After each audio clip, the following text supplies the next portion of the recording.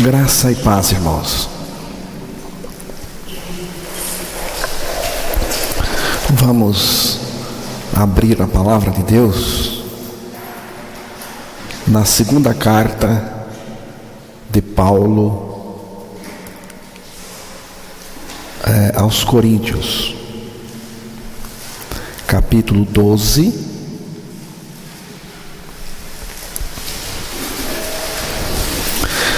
versículo 21 e capítulo 13 até o versículo 6.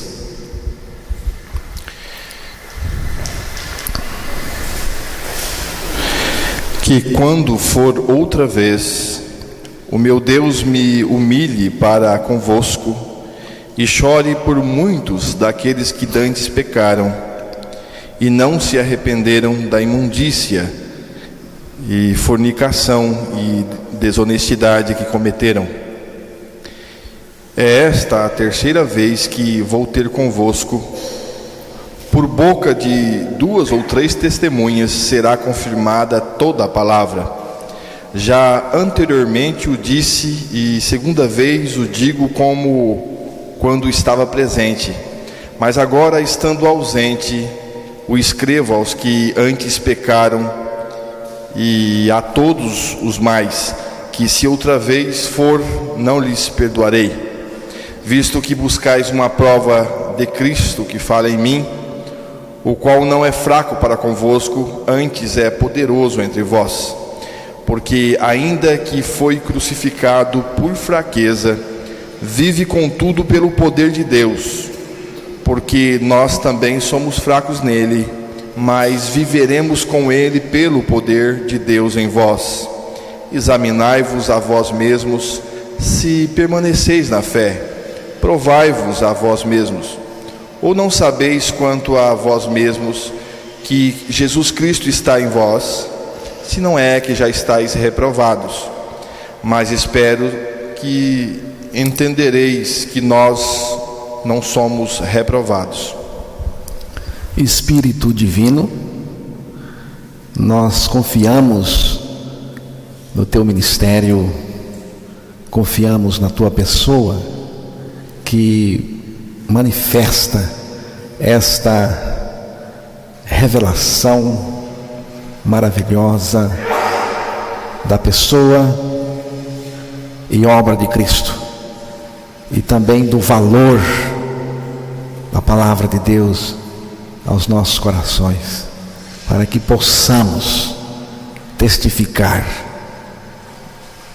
desta palavra com ousadia e destemor e confiança, em nome de Jesus Cristo, o nosso Salvador e Senhor. Amém. Nós vamos analisar os versículos que foram lidos nesta manhã, mas primeiramente vamos dar uma ênfase em 2 Coríntios 13, o versículo 5, que é o texto que considero chave nesta leitura que foi feita. Examinai-vos a vós mesmos, se realmente estáis na fé. Provai-vos a vós mesmos, ou não sabeis quanto a vós mesmos que Jesus Cristo está em vós, se não é que já estáis reprovado. Irmãos, o desafio do versículo 5 vale para qualquer cristão. Realmente estamos na fé? Cristo está de fato em vocês? Vocês são realmente cristãos nascidos de novo? Cristo está em vocês? Cristo vive em vocês? Vocês estão experimentando a vida de Cristo dentro de vocês? Vocês estão experimentando o poder de Cristo dentro de vocês? Ou vocês estão apenas fingindo-se de cristãos, quando não são absolutamente nada? O que é um cristão? O que é um cristão? Cristão, irmãos, é alguém que morreu com Cristo, a fim de Cristo viver a sua vida nele e através dele. Cristão é aquela pessoa portadora de Cristo. Cristão é porta-joias, e Cristo é a joia de grande valor. O cristão nascido de novo é portador de Cristo, da vida de Cristo, tem a vida de Cristo em si, e esta vida se manifesta. Segundo aos Coríntios, capítulo 4, versículos 10 e 11. Trazendo sempre por toda a parte a mortificação do Senhor Jesus no nosso corpo, para que a vida de Jesus se manifeste também nos nossos corpos.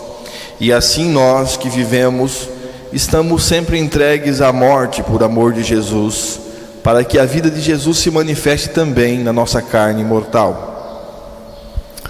Aqui falou de levar sempre a morte de Cristo, de Jesus. Falou também de estar sempre entregue à morte. Quem leva sempre à morte?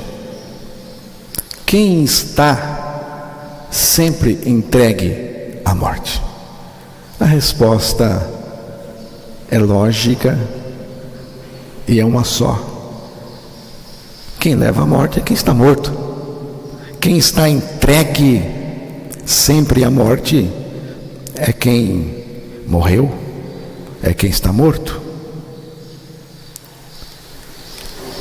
A morte, irmãos, é um estado permanente. Ninguém está morto por 24 horas, ou por um mês, ou por um ano. Paulo está falando da nossa crucificação com Cristo, da nossa morte no corpo de Cristo lá na cruz. A minha crucificação com Cristo é um estado permanente. Eu fui crucificado, eu estou crucificado e eu continuo crucificado pela fé. Porque Cristo nos levou a morrer com Ele naquela cruz. Por quê? O texto aqui responde dizendo: para que também a sua vida, isto é, a vida de Cristo, se manifeste em nosso corpo, para que também a vida de Jesus se manifeste em nossa carne mortal. Veja bem aqui, temos aqui a substituição da vida, né? A nossa vida pela vida dele, mais precisamente pela pessoa de Cristo em nós. Irmãos, o projeto de Deus é substituir você por Cristo no seu interior, substituir dentro de nós, né, a nossa vida pela vida dele né, pela vida de Cristo e encher-nos de tudo o que Ele é. Não é? Se houver manifestação de pecado, irmãos, não haverá manifestação de Cristo, coisa nenhuma, em você. Se o Deus verdadeiro, né, está dentro de você, quanto de pecado deve ser admitido aí dentro? Se Jesus Cristo está dentro de você, né, é sua vida.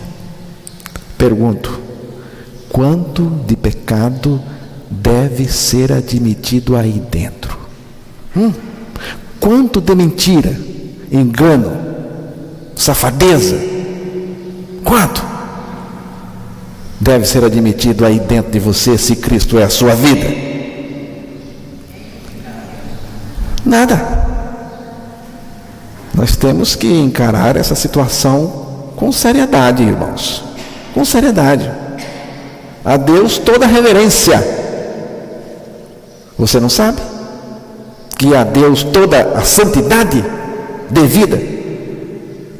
Salmo 93, versículo 5.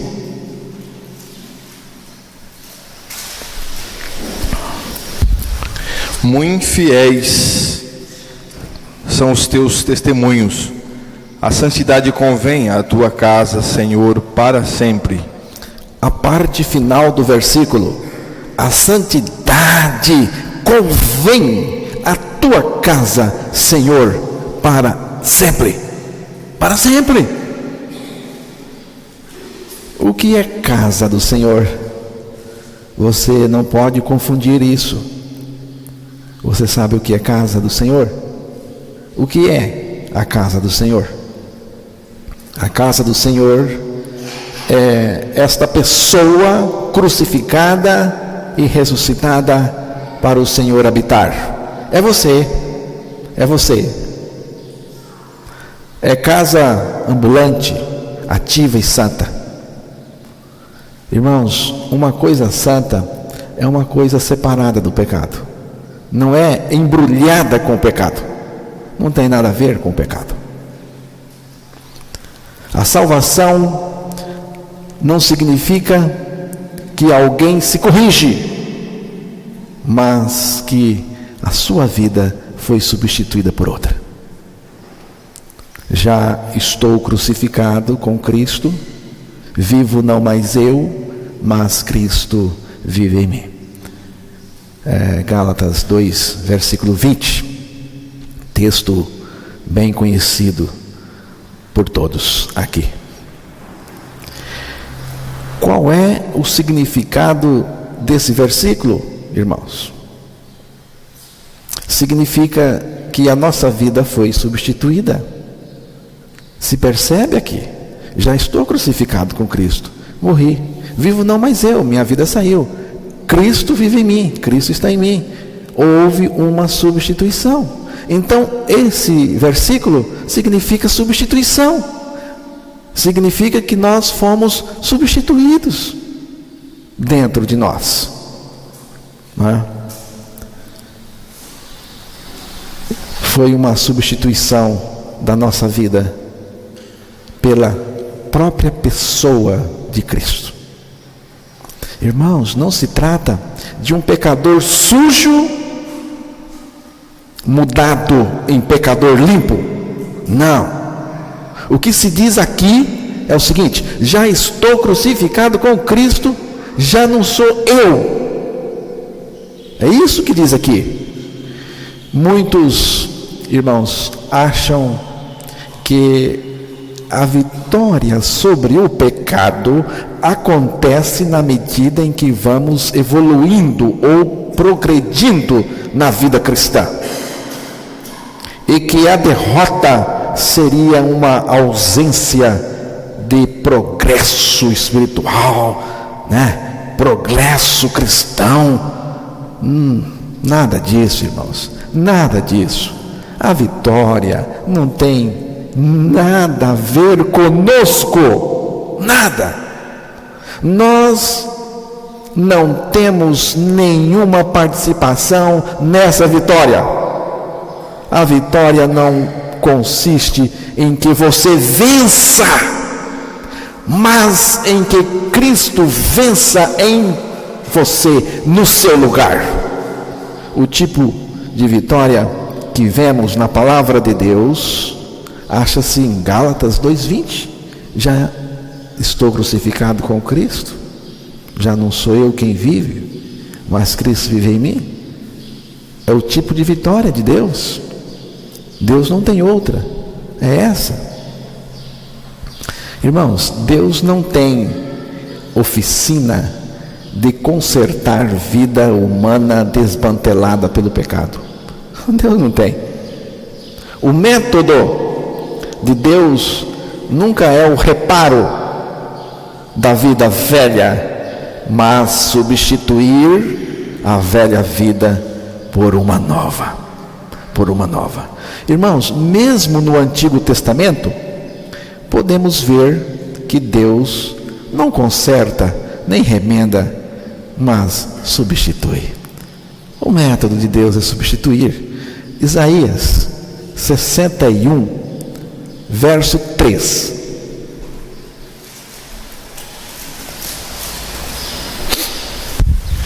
A ordenar acerca dos tristes de Sião, que se lhes dê glória em vez de cinza, óleo de gozo em vez de tristeza, vestes de louvor em vez de espírito angustiado, a fim de que se chamem árvores de justiça, plantações do Senhor, para que Ele seja glorificado. Você viu? O método de Deus é substituir.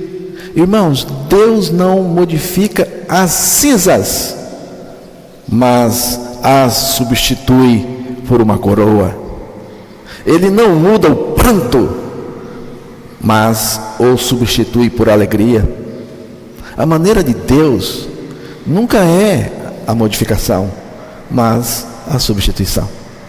Isaías 55, verso 13. Em lugar do espinheiro crescerá a faia, e em lugar da sarça crescerá a murta, o que será para o Senhor por nome e por sinal eterno, que nunca se apagará. Você viu? Está nítido. Em lugar do espinheiro crescerá a faia. Substituição. Em lugar da sarça crescerá a murta. Substituição, irmãos. Deus está substituindo. A proposta de Deus é substituir. Isso aqui que nós acabamos de ouvir em Isaías 55, 13, não fala só da terra, irmãos, mas também da nossa alma, Isaías 58, versículo 11. E o Senhor te guiará continuamente e fartará a tua alma em lugares áridos e fortificará os teus ossos, e serás como um jardim regado e como um manancial cujas águas nunca faltam. Como será a alma regenerada, que Deus substituiu esta vida da alma ímpia pela vida de Cristo? Como será esta alma? Será como um jardim regado e como um manancial cujas águas jamais faltam. Você viu que coisa?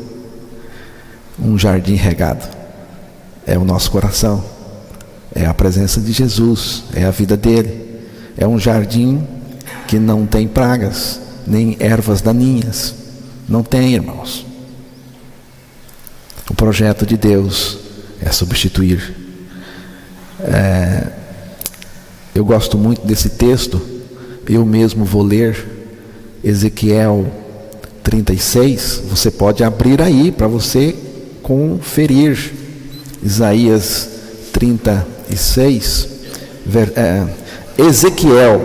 Ezequiel 36, versículos 26 e 27, veja bem: e dar-vos-ei um novo coração.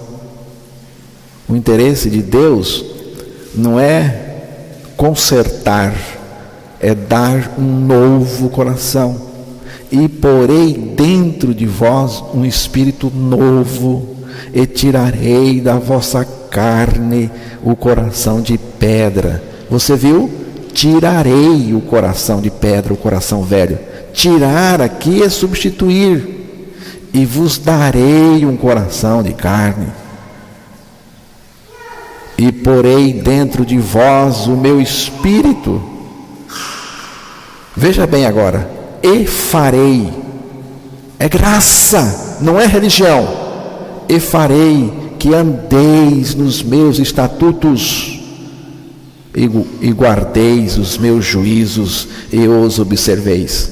A vida cristã fica muito fácil, gostosa, porque não é um esforço, ela é resultado, ela é a expressão desta vida de Cristo dentro de nós. Isaías 43, verso 19.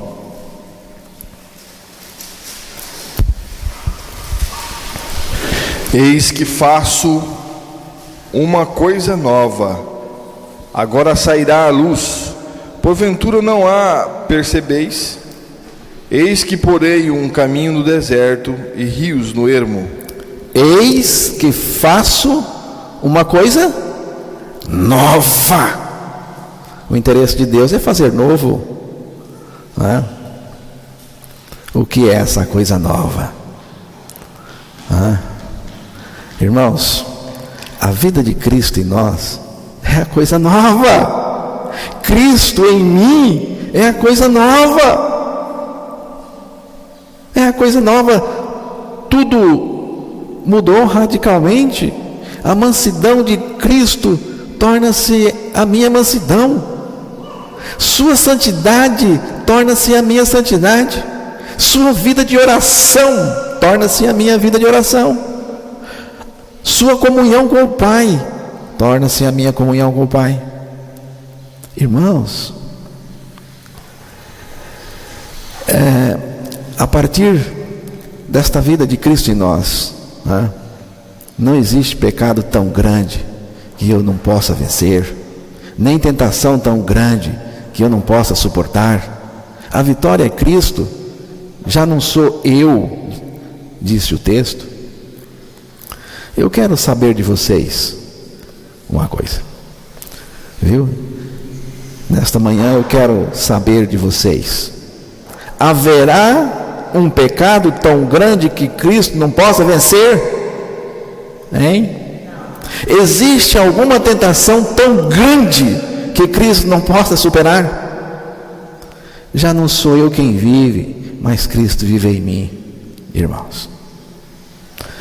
Tenho boas novas para vocês. A mansidão do Senhor Jesus é sua, sem qualquer custo. A santidade do Senhor é sua, de graça. A oração do Senhor é sua, gratuitamente. Tudo o que é do Senhor é seu e não lhe custa nada. Nada. Quando você recebe o Senhor Jesus em você, tudo que é dele vem a ser seu também. Vem a ser seu também. Irmãos, os homens usam todos os tipos de evidências para provar que pertence ao Senhor. Alguns mostram seus cartões de identidade que pertencem a um sistema religioso. Outros orgulhosamente afirmam que pertencem a alguma grande e respeitada denominação e por isso pertencem a Cristo. Muitos creem nos seus sentimentos, dizendo que sabem que são salvos por causa de alguma experiência pessoal. Mas, irmãos, nada disso tem valor algum para provar coisa nenhuma no sentido espiritual. O que Paulo recomendou à igreja de Corinto e também a nós é o seguinte: examinai-vos a vós mesmos se realmente estáis na fé, provai-vos a vós mesmos, ou não reconheceis que Jesus Cristo está em vós? Se não é, é que já estáis reprovados. Irmãos, vemos aqui que havia somente duas possibilidades: ou Jesus Cristo estava neles, ou eles estavam reprovados. O termo reprovados aqui é usado, na época, para descrever metais que, ao serem testados, se mostravam falsos. Já estou crucificado com Cristo e não vivo mais, mas Cristo vive em mim. Irmãos, é o que me aprova perante Deus. Cristo em nós é a única coisa que o diabo teme em você. Vou repetir: Cristo em você é a única coisa que o diabo teme em você, e mais nada. Experimentar a poderosa vida de Deus é o que faz a diferença, irmãos, perante Deus, diante do mundo, não é? E perante Satanás com todo o seu bando. Por que o apóstolo Paulo diz isto para a igreja de Corinto? Por que ele falou isso? Não é? Sabe por quê? Porque havia na igreja de Corinto um grupo que dava guarida ao pecado, dava guarida ao ensino falso dos falsos apóstolos. Esse grupo tolerava um falso evangelho, que Paulo chamou de outro evangelho. Não apenas o ensino deles estava errado, mas também a vida deles estava em descompasso com a verdade em Jesus. Viu, irmãos? Além disso, o ensino falso deixava um espaço na vida daqueles que estavam no meio, mas não tinham sido regenerados ainda. Então, irmãos, Paulo confronta a igreja, e mais especificamente a turma que estava dando guarida ao falso ensino e consequentemente vivendo na prática do pecado. Segundo aos Coríntios, capítulo 12, versículo 21, é o último versículo, aí antes do início do capítulo 13, que já foi até lido no início. Que quando for outra vez, o meu Deus me humilhe para convosco, e chore por muitos daqueles que dantes pecaram, e não se arrependeram da imundícia, e fornicação e desonestidade que cometeram. Capítulo 13, versículos 1 e 2. É esta a terceira vez que vou ter convosco. Por boca de 2 ou 3 testemunhas será confirmada toda a palavra. Já anteriormente o disse, e segunda vez o digo como quando estava presente. Mas agora, estando ausente, o escrevo aos que antes pecaram, e a todos os mais, que se outra vez for, não lhes perdoarei. Mas agora estamos ausentes, o digo aos que outrora pecaram, e a todos os mais, que se outra vez eu for, não os pouparei. É o versículo 2, do capítulo 13. Irmãos, estas palavras estão sendo dirigidas, não a igreja toda, mas a um grupo que estava vivendo na prática do pecado e recusando-se ser livre do pecado. Veja bem aqui, irmãos, se um indivíduo alega que foi salvo em Cristo, mas continua no pecado, logo a libertação do pecado tornou-se desnecessária.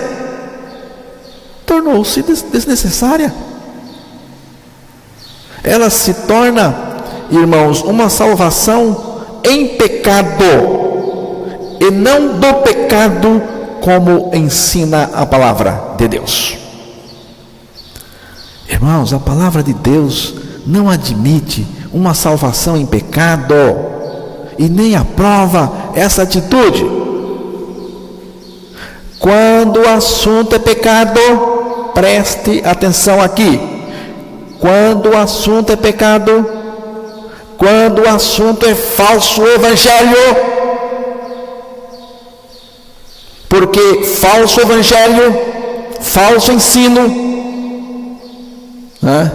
e pecado andam juntos. Quando o assunto é pecado, quando o assunto é o falso evangelho, veja o que disse o apóstolo Paulo: não os pouparei.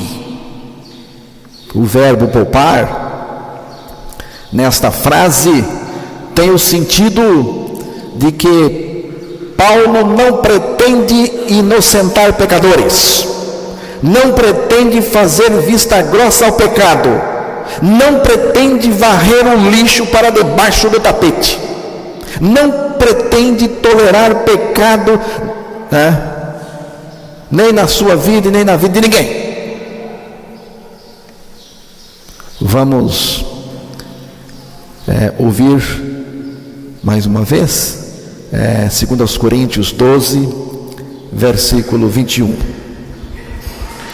Que quando for outra vez, o meu Deus me humilhe para convosco, e chore por muitos daqueles que dantes pecaram e não se arrependeram da imundícia e fornicação e desonestidade que cometeram. A palavra de Deus, irmãos, ela fala do choro de Paulo. Paulo chorou por causa dos inimigos da cruz de Cristo. E aqui, no texto lido, também menciona o choro do apóstolo. Aqui fala do choro de Paulo pela mesma razão, e também por causa do pecado. Paulo queria vê-los livres do pecado e não na prática do pecado. Essa turma que se dizia salva, mas continuava no pecado, era devido a algo que não havia acontecido na experiência deles. Não havia acontecido na experiência deles. Nós vamos analisar agora. Mas antes, eu quero deixar uma coisa aqui bem nítida para os irmãos. Havia pecado. Irmãos, todo pecado denuncia que no interior de cada pecador existe uma natureza pecaminosa. Enquanto acontece a prática de pecado, a prática de um pecado, fica evidente que no interior da pessoa existe a natureza pecaminosa predisposta a praticar todos os demais pecados possíveis. Se há pecado, então há também a natureza velha, porque é uma questão de causa e efeito. Mas essa turma havia abraçado o cristianismo, o evangelho, que Paulo pregou, mas continuaram no pecado. Eles continuaram com a vida pecaminosa deles. Isto fez Paulo chorar. Por quê, irmãos? Por quê?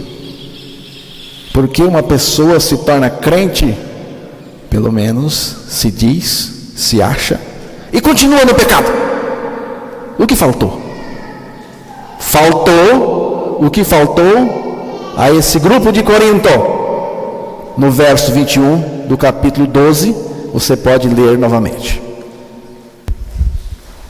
Que quando for outra vez, o meu Deus me humilhe para convosco, e chore por muitos daqueles que dantes pecaram, e não se arrependeram da imundícia, e fornicação e desonestidade que cometeram. E não se arrependeram. Faltou arrependimento, irmãos. Viu? Porque a libertação de Deus não funcionou com esse pessoal. Por que não funcionou? Por que não surtiu efeito na vida deles? Faltou uma coisa chamada ponto de partida. Qual é o ponto de partida? O ponto de partida para uma experiência genuína, uma experiência verdadeira de novo nascimento, é a experiência de arrependimento, irmãos. Arrependimento metanoia. Meta quer dizer transformação, mudança, e noia, mente, vontade, decisão, atitude, gosto, sentimento, emoção.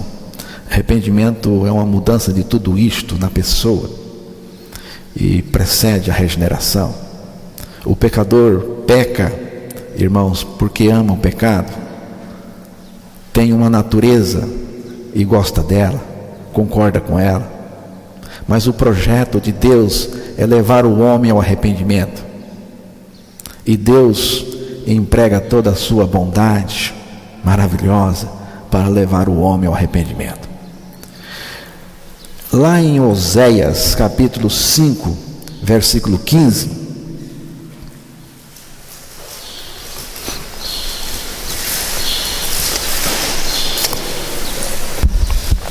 irei e voltarei ao meu lugar, até que se reconheçam culpados e busquem a minha face.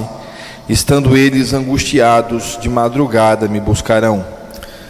Irmãos, quantas vezes o homem vem para Deus e é reprovado em todas elas, porque não contém o arrependimento. O Senhor está dizendo aí: não vem para cá com o seu pecado, não venha para cá impenitente, sem arrependimento, porque não vai haver nenhum acerto entre nós.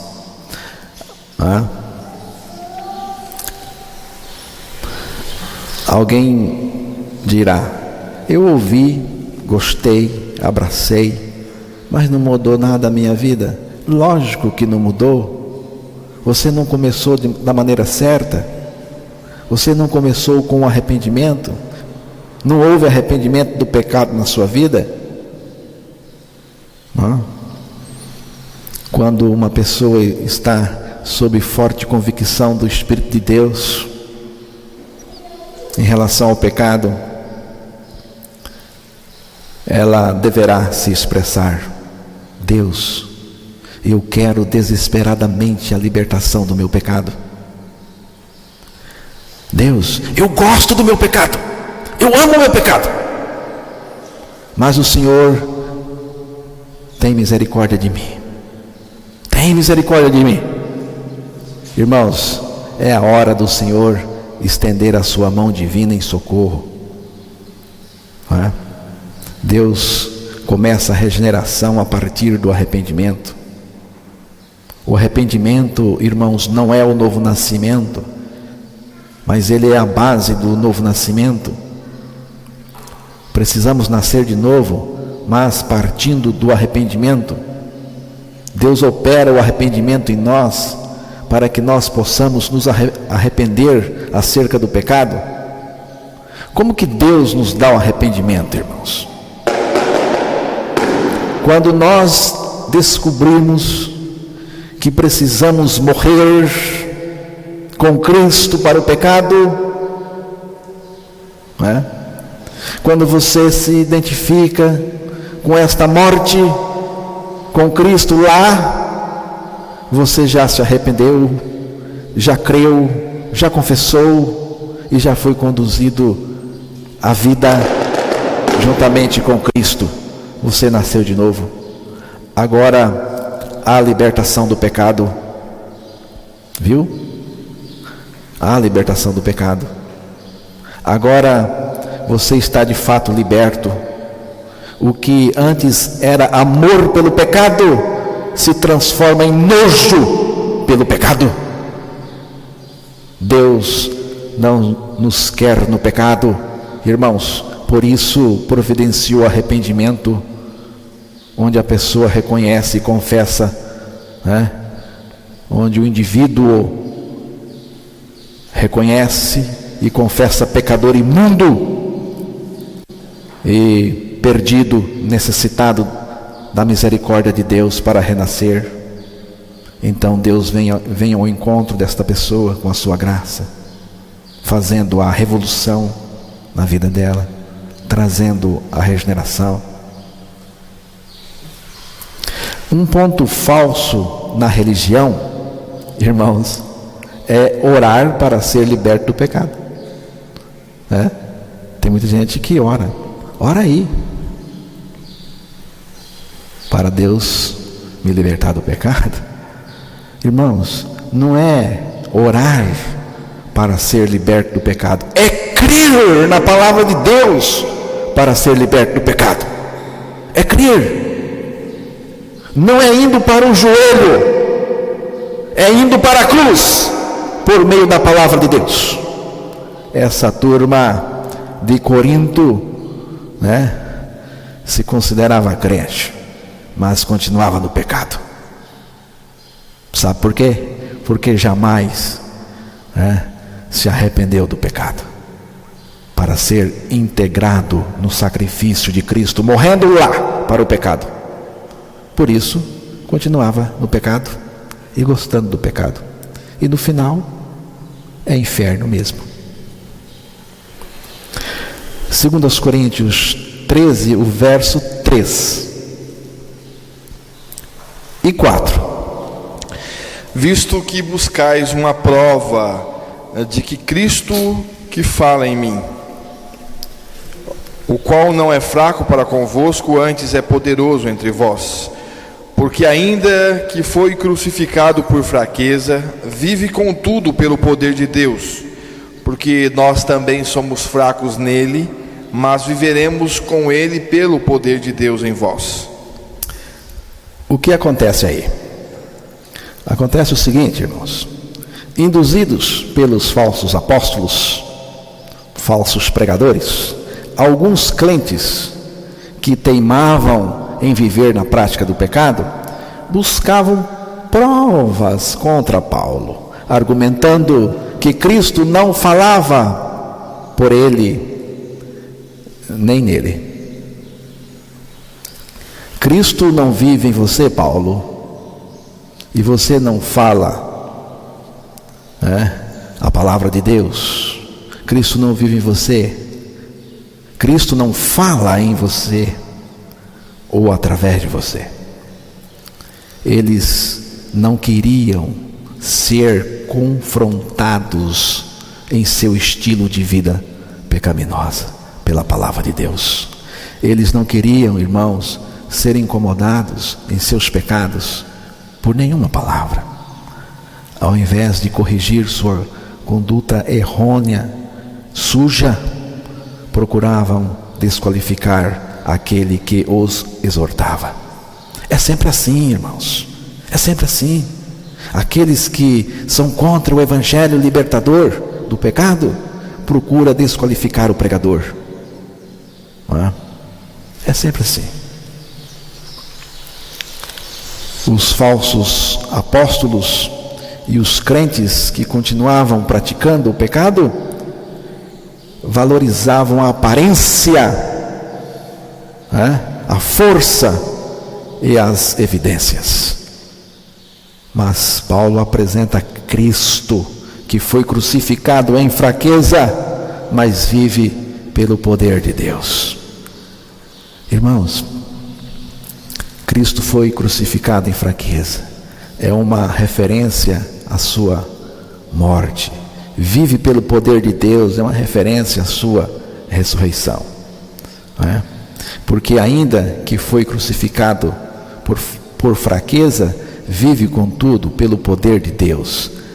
Aí o verso 4. Fraqueza significa sem forças, viu? Sem forças.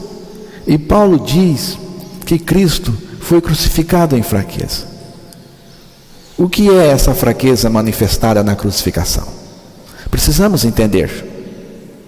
Acompanhe a experiência de Cristo na cruz.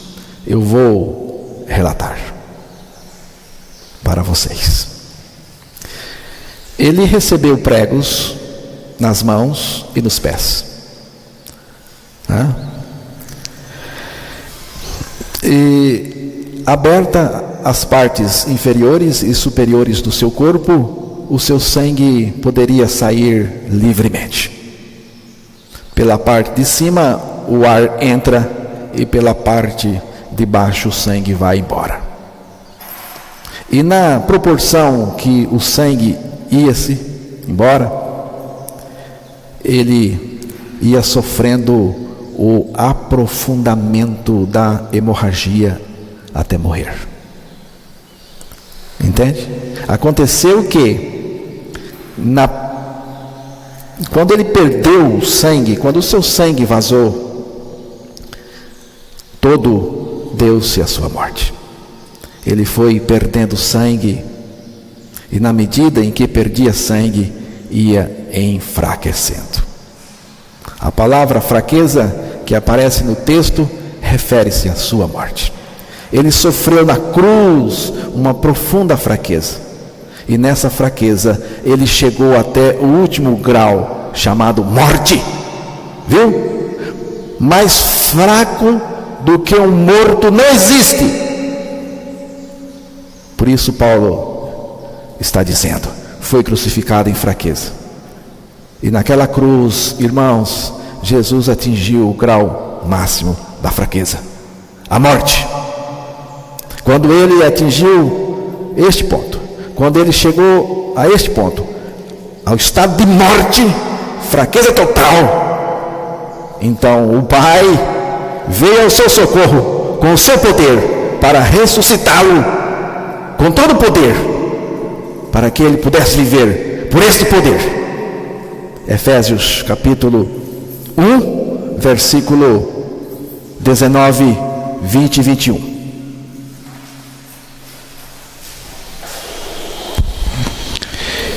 E qual a sobreexcelente grandeza do seu poder sobre nós, os que cremos, segundo a operação da força do seu poder, que manifestou em Cristo, ressuscitando dentre os mortos. Até o 21. Acima de todo o principado e poder e potestade e domínio, e de todo nome que se nomeia, não só neste século, mas também no vindouro. Você foi até o 21, né? Beleza. Irmãos, a partir do verso 18, Paulo está dizendo: estou pedindo para Deus abrir os vossos olhos. Estou pedindo para Deus revelar a vocês este sobremaneira grande poder no ato da ressurreição do seu Filho. E com grande poder, Jesus Cristo ressuscitado foi colocado acima de todo poder e em todo tempo.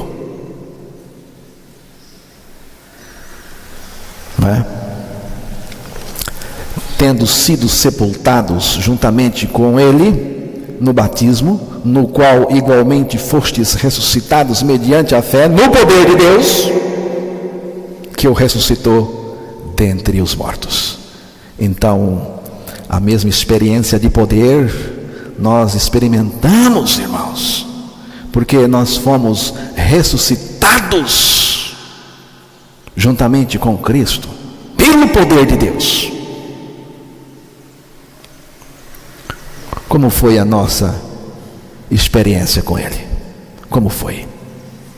Porque ainda que foi crucificado por fraqueza, vive contudo pelo poder de Deus.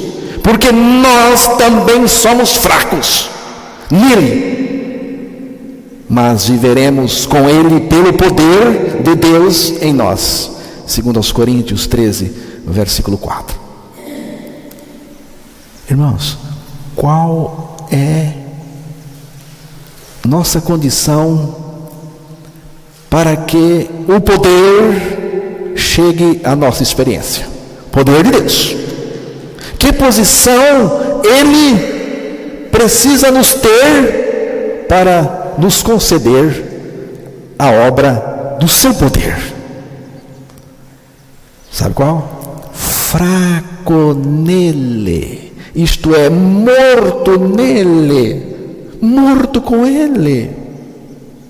Nós também somos fracos nele, mortos nele, viveremos com Ele, nos ressuscitou juntamente com Ele pelo poder de Deus, poder manifesto na ressurreição, irmãos. Mas aqui o apóstolo acrescenta algo mais. Ele diz assim: viveremos com Ele para vós outros, viveremos com Ele para vocês, pelo poder de Deus. É o verso 4. O poder que me move a viver, o poder que me move a trabalhar, pregar para vocês, é o poder de Cristo em mim. É isto que ele está falando.